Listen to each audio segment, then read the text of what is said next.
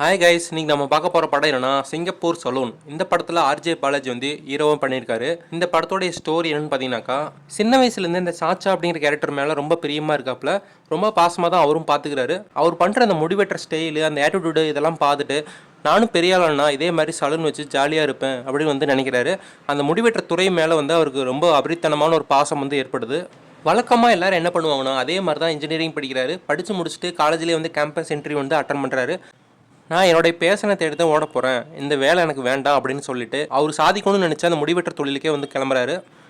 RJ Balaji வந்து படிக்கும்போது ஒரு ஒன் சைடாக வந்து ஒரு பொண்ணை லவ் பண்ணியிருப்பாரு. அந்த பொண்ணு இந்த வேலை வேண்டாம் அப்படின்னு சொல்லிட்டு, இந்த வேலை செஞ்சினா உனக்கு பிடிக்காது அப்படின்னு சொல்லிட்டு கிளம்பிடுவாங்க.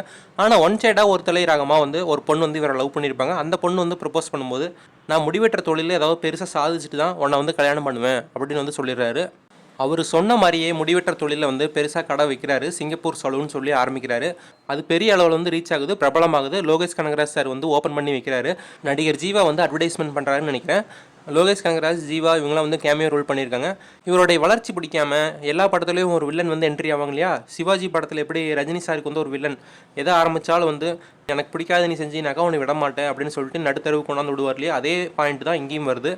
அவர் பண்ணுற ஒவ்வொரு பிஸ்னஸ்லையும் வந்து பெரிய வளர்ச்சி வந்து அடைகிறாரு. ஆனால் அது பிடிக்காமல் நிறைய வில்லன்கள் வந்து அவர் வளர்ச்சியை வந்து தடுத்து, நீ எப்படா நம்பர் ஒன்னாக இருக்கலாம், நான் தான் நம்பர் ஒன்னாக இருப்பேன் அப்படின்ட்டு வராங்க.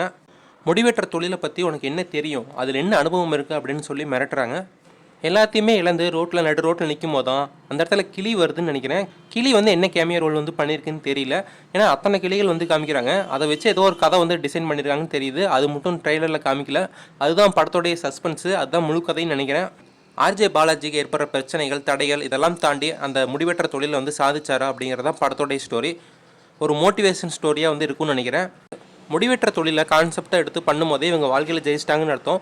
இந்த படம் வந்து ஜனவரி 25 வந்து ரிலீஸ் ஆகுது. வெயிட் பண்ணி பார்ப்போம் மக்களே. இந்த வீடியோ பிடிச்சிருந்தா லைக் பண்ணுங்கள், ஷேர் பண்ணுங்கள், கமெண்ட் பண்ணுங்கள். நெக்ஸ்ட் வீடியோ சந்திக்கிறோம். அதுக்கு பாய்.